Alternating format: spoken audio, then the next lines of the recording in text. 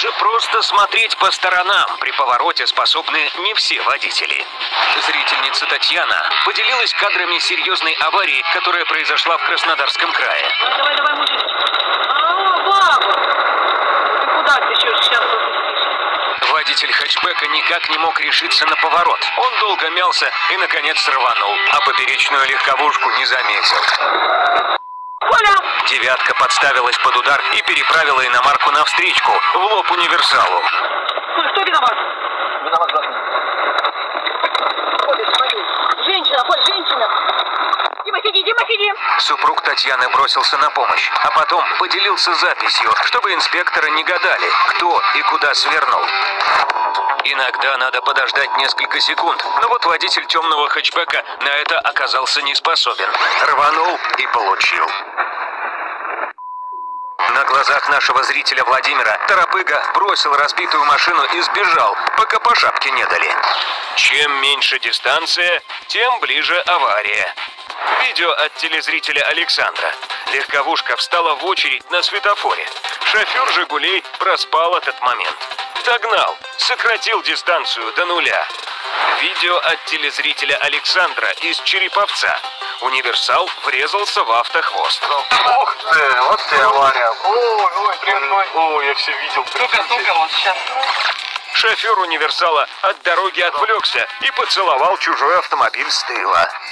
Москва. Сразу несколько водителей зевнули стоп-сигналы на шоссе. Зато теперь всем хорошо видно и понятно, какую дистанцию надо выбирать. Автомобили и дикие животные не всегда живут в мире и согласии.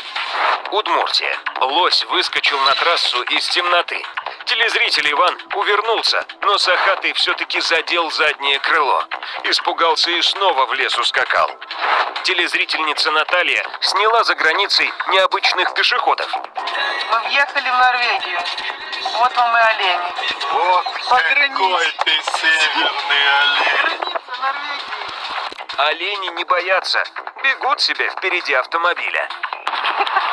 Ноги у него расходятся. Асфальт не тундра. Неудобно бежать оленям, но до обочины добрались. Не в первый раз, значит, правила нарушают. Телезритель Илья ехал по ночной трассе М5, когда ему наперерез выскочила лань.